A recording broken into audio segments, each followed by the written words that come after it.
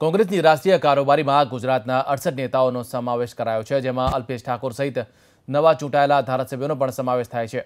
High command Alpesh ઠાકોરને મોટી જવાબદારી સોંપી શકે છે। માહિતી છે કે અલ્પેશ ઠાકોરને અન્ય રાજ્યના સહપ્રભારી તરીકે પણ પસંદગી થઈ શકે છે। મહત્વના સમાચાર આવી રહ્યા છે।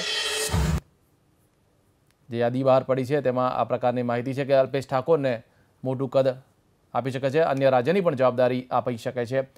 કોંગ્રેસની રાષ્ટ્રીય કારોબારીમાં ગુજરાતના 68 નેતાઓનો સમાવેશ કરવામાં આવ્યો છે।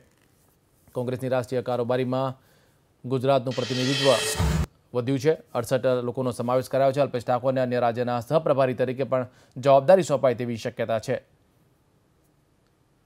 અલ્પેશ ઠાકોરને અન્ય રાજ્યના સહપ્રભારી તરીકે જવાબદારી સોંપાઈ શકે છે। 68 સભ્યો નોવેલ ઇન્ડિયા કોંગ્રેસમાં સભ્ય બન્યા છે અને ગુજરાતનું પ્રભુત્વ ધીરે ધીરે કોંગ્રેસની કમિટીમાં, રાષ્ટ્રીય કમિટીમાં વધારે જોવા મળી રહ્યું છે। 68 સભ્યો જે છે એ ગુજરાતના છે અને તેમાં ખાસ કરીને અલ્પેશ ઠાકોરનું પ્રભુત્વ વધતું હોય તેવું આ યાદી પરથી લાગે છે। અને સાથે જે માહિતી મળી છે કે અલ્પેશ ઠાકોરને અન્ય રાજ્યોની જવાબદારી પણ સોંપાય। અલ્પેશ ઠાકોર સહિત ચૂંટાયેલા જે પ્રતિનિધિઓ છે, નવા ધારાસભ્યો છે, તેમને પણ સમાવેશ કરવામાં આવ્યો છે આ યાદીમાં।